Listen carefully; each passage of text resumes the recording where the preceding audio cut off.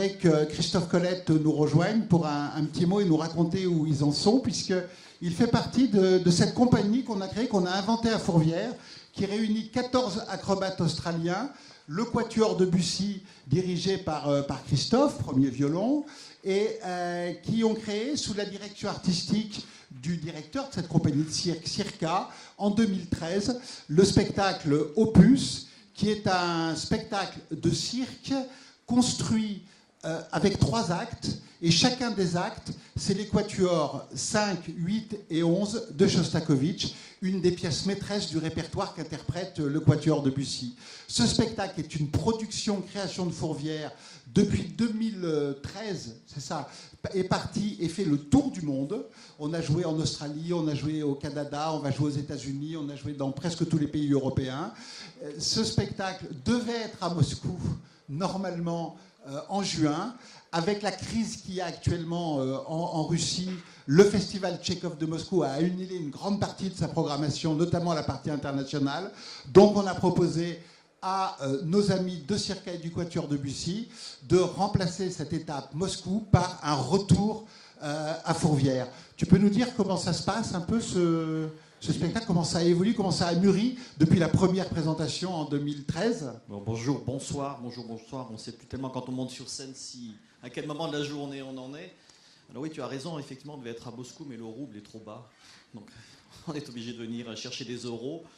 Pour les Australiens, c'est beaucoup mieux d'ailleurs. Oui, juste quelques mots sur Opus, ce spectacle qui pour moi est un témoignage, je dirais, frappant du rôle fondamental qu'on peut avoir les grandes institutions et qu'a joué, je trouve, à merveille le Festival des Nuits de Fourvière. Parce qu'un festival, le rôle d'un festival, c'est de programmer des têtes d'affiche. Ça, vous faites merveilleusement. Faire des découvertes, faire accueillir des créations et puis provoquer aussi des choses, provoquer des rencontres. Et quand on réfléchit, on se dit, mais qui a pu avoir l'idée de mettre sur scène des circassiens australiens et un quatuor à cordes lyonnais, si ce n'est un directeur qui passe son temps à sillonner le globe pour aller repérer des choses et qui a en tête toutes les envies artistiques de centaines d'artistes. Et puis l'autre secret que je vais dévoiler, c'est le temps. Le temps, parce que je crois que c'est le secret du succès. On est dans une période où, dans la création artistique, tout va très très vite. Et c'est un grand luxe d'avoir le temps, de prendre le temps, de nous donner le temps de créer. Et ça, c'est peut-être une facette du Festival des Nuits de Fourvière que vous ne connaissez pas. Je peux vous permettre de la dévoiler. C'est votre travail de mise en place de résidences de création.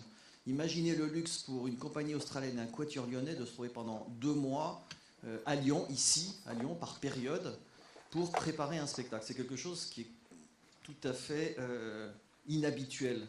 Donc, comme tu disais, puisque tu m'as un petit peu raconté tout ce que je devais dire, le résultat est là. Alors, le résultat, on va d'abord parler du résultat artistique, parce que, effectivement, le spectacle a beaucoup évolué. C'est comme tous ces croisements, ça a besoin d'huile, ça a besoin de bouger, ça a besoin d'être joué. Donc moi, je trouve qu'au jour d'aujourd'hui, les corps des 14 circassiens sont sublimés par la musique de Shostakovich, et que cette musique, qui a déjà à la base une force expressive incroyable, cette force expressive est décuplée par la puissance des corps. Je pense que les plus beaux compliments qu'on a, c'est quand on dit finalement il n'y a qu'une seule compagnie sur scène. C'est une compagnie de 18 personnes. Alors tu l'as dit, on a sillonné le monde, on a porté haut le travail fait ici à Lyon. Je dirais que la marque Nuit de Fourvière, ça s'exporte très bien. Je ne sais pas si ça rentre en compte dans les balances commerciales des pays, mais on devrait intégrer la culture quand on calcule les excédents commerciaux ou les déficits. Parce que, oui, ça s'est bien vendu dans le monde entier. Une semaine au Barbican à Londres, Amsterdam, le festival d'Athènes, l'ouverture du festival grec à Barcelone, du Düsseldorf. On a fait aussi la Mecque. Je ne sais pas si on a le droit de dire la Mecque maintenant. Peut-être le temple. Voilà, le temple du cirque à Montréal. Une semaine à la TOU. Toronto, bientôt New York, Boston. Enfin, Boston, voilà. On s'apprête à aller à Brooklyn Academy of Music pendant une semaine l'année prochaine, Hong Kong. Voilà, c'est quelque part porter ce qui se passe ici à Lyon, ce qui se passe aux Nuits de Fourvière dans le monde entier. Voilà. Donc on est à la fois très fiers de ce travail et très reconnaissant aussi. C'est un grand plaisir finalement d'être ici plutôt qu'à Moscou pour redonner aux Nuits de Fourvière ce que vous nous avez donné en nous permettant de faire cette rencontre sublime. Ce spectacle sera présenté au Radiant chez notre ami Victor Bosch.